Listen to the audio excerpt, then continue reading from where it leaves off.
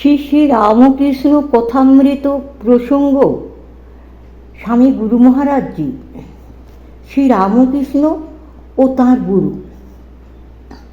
আমাদের এখানে জানতে হবে যে অবতার পুরুষ যদিও তাঁর সাধন পথে কোনো কোনো ব্যক্তিকে গুরুত্বে বরণ করেন, সেই গুরুরা কিন্তু তাঁর মতো পূর্ণ হন না। অবতারের সান্নিধ্যে এসে তাঁর সহায়তায় তারা ক্রমশ পূর্ণতা প্রাপ্ত হন, একথা মনে রাখতে হবে। ঠাকুরের ক্ষেত্রে একথা তোতাপুরীর সম্বন্ধে প্রযোজ্য, ভৈরবী ব্রাহ্মণীর সম্বন্ধেও প্রযোজ্য। একদিকে যেমন তোতাপুরীর শক্তি সম্বন্ধে অজ্ঞ ছিলেন, তেমনি ভৈরবী ব্রাহ্মণীও আবার অদ্বৈত বেদান্ত সম্বন্ধে একেবারে অনভিজ্ঞা ছিলেন।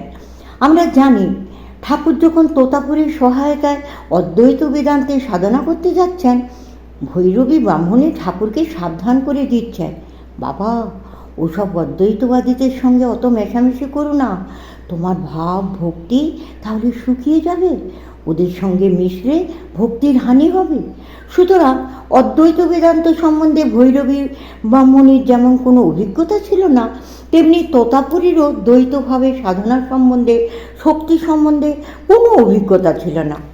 ভৈরবীও তাঁর জ্ঞানভাণ্ডার ঠাকুরের সংস্পর্শে এসে বাড়িয়েছিলেন এবং তোতাপুরীও তাঁর জ্ঞান আরও বেশি সমৃদ্ধ করেছিলেন ঠাকুরের সান্নিধ্যে এসে শক্তি সম্বন্ধে অভিজ্ঞতা লাভ করে। ব্রহ্ম শক্তির অভিন্নতা সম্বন্ধে ঠাকুর বলেছেন, ব্রহ্ম আর শক্তি অভেদ, এককে মানলে আরেকটিকে মানতে হয়। যেমন অগ্নি আর তার দাহিকা শক্তি, অগ্নি মানলেই দাহিকা শক্তি মানতে হয়। দাহিকা শক্তি ছাড়া অগ্নি ভাবা যায় না, আবার অগ্নিকে বাদ দিয়ে দাহিকা শক্তি ভাবা যায় না। সূর্যকে বাদ দিয়ে সূর্যের রশ্মি ভাবা যায় না, সূর্যের রশ্মিকে ছেড়ে সূর্যকে ভাবা যায় না। শক্তি শক্তি মতঃ অভেদঃ, এই কথা বলা হয়। শক্তি এবং শক্তিমান এ দুটি অভিন্ন, একই বস্তু, তার একটি দিককে লক্ষ্য করে আমরা বলি শক্তি, তারই আরেকটি দিককে লক্ষ্য করে বলি শক্তিমান। শক্তির যে বৈচিত্র্য, সেই বৈচিত্র্যকে অস্বীকার করা হয় না, কিন্তু সেই বৈচিত্র্যের পশ্চাতে একটি নিরপেক্ষ সত্তা আছে, যে সত্তার ভিতরে কোনো পরিবর্তন ঘটছে না। এরকম একটি সত্তা যদি না মানা যায়, তাহলে শক্তির যে বৈচিত্র্য তাও বোঝা যায় না। একটি স্থায়ী সত্তাকে মানতে হয়, সেই স্থায়ী সত্তার বিভিন্ন প্রকারের অভিব্যক্তি হয়, সেই অভিব্যক্তিগুলিকেও স্বীকার করতে হয়। পরিণামবাদ ও বিবর্তবাদ, দার্শনিকেরা অভিব্যক্তিগুলিকে দু রকমের বলে থাকেন। কেউ কেউ বলেন ব্রহ্মের পরিণাম, অন্যেরা বলেন ব্রহ্মের বিবর্ত। আসল কথা এই যে পরিণামই বলি বা বিবর্তই বলি, এগুলি কথার কথা মাত্র। কারণ পরিণাম যারা বলেন তারা প্রত্যক্ষ পার্থক্য দেখে পরিণাম বলছেন, অর্থাৎ ব্রহ্ম পরিবর্তিত হচ্ছেন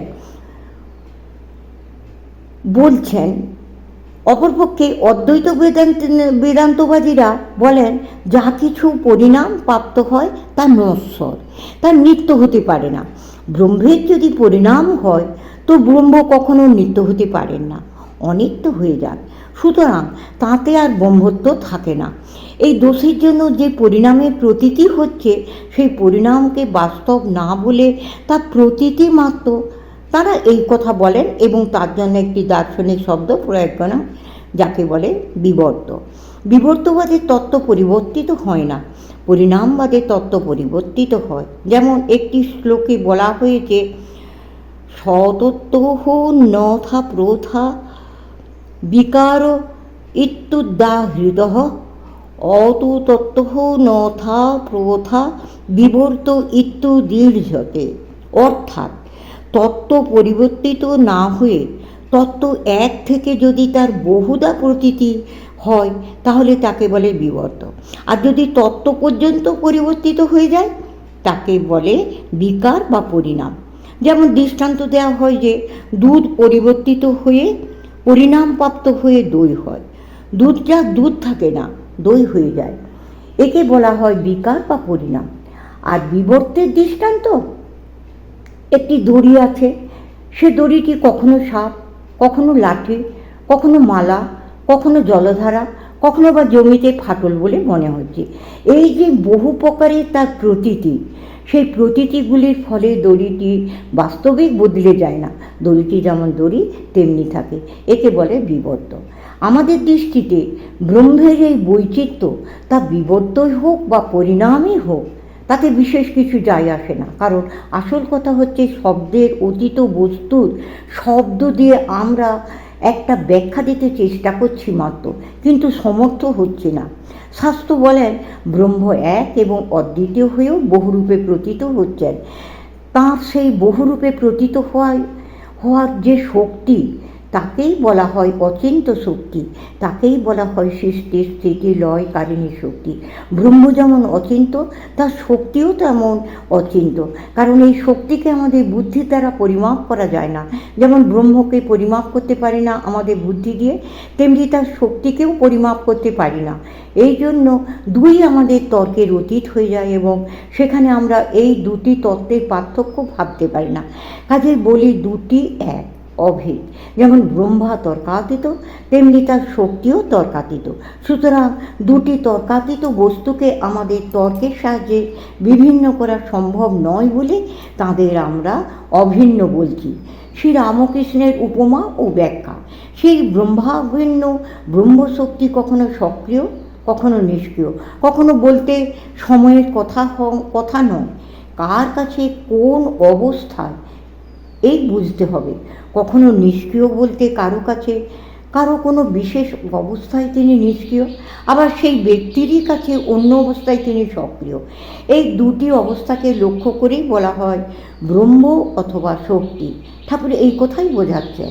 ঠাকুর বলছেন যখন তিনি সৃষ্টি স্থিতি লয় করছেন তখন তাকে শক্তি বলি, আর যখন তিনি সৃষ্টি স্থিতি আদি কিছুই করছেন না তখন তাকে ব্রহ্ম বলি। এই যখন আর তখন শব্দ দুটি লক্ষণীয়। এদের তাৎপর্য কিসের? সময়েতে কি তাৎপর্য? তা যদি হয় তাহলে ব্রহ্মের এই যে শক্তির প্রকাশ, তা কালের দ্বারা অবচ্ছিন্ন, কালের দ্বারা পরিমেয় হয়ে যাবে, কিন্তু কালের দ্বারা এর পরিমাপ হয় না। সুতরাং আমাদের বুঝতে হবে সাধকের অবস্থা বিশেষে প্রতীতির তারতম্যের কথা বলা হচ্ছে। অর্থাৎ যখন মানে যে অবস্থায়, তখন মানে সেই অবস্থায়, এইভাবে বললে বোধহয় সুস্থ হবে। কেন এই কথা বলছি আমরা? জগতের সম্বন্ধে আমাদের ধারণা যে জগতের সৃষ্টি হচ্ছে, স্থিতি হচ্ছে, লয় হচ্ছে, কিন্তু এই ধারণা অতিশয় সীমিত। যে জগৎটাকে আমরা উপলব্ধি করছি সেই জগৎ সম্বন্ধেই আমাদের ধারণা, কিন্তু এই রকমের অনন্ত জগৎ যে নেই তা আমরা কি করে বলতে পারি? ঠাকুর বলেছিলেন জগৎ কি এতটুকু? বর্ষাকালে গঙ্গায় কাঁকড়া হয় জানো? এইরূপ অসংখ্য জগৎ আছে। তাই আমাদের কাছে দেশ কালাদের দ্বারা পরিচ্ছিন্ন যে জগতের প্রতীতি হচ্ছে, সেরকম অনন্ত জগৎ আছে। যখন এক জগতে প্রলয় হচ্ছে, অন্য জগতে তখন হয়তো সৃষ্টির ধারা চলছে, যদিও একে বলা হয় খণ্ড প্রলয়, আর এর থেকে তফাৎ করা হয় মহাপ্রলয়কে। মহাপ্রলয় মানে যখন কোথাও সৃষ্টি থাকে না। কি করে জানবো কোথাও সৃষ্টি থাকে কি না? কে বলতে পারে সমস্ত সৃষ্টির লোপ হয়েছে কি না? কেউ পারে না। সুতরাং ওই দিক দিয়ে বুঝতে চেষ্টা না করে সাধকের অনুভবের ভিতর দিয়ে এই জিনিসটিকে বুঝতে হবে। সমাপ্ত।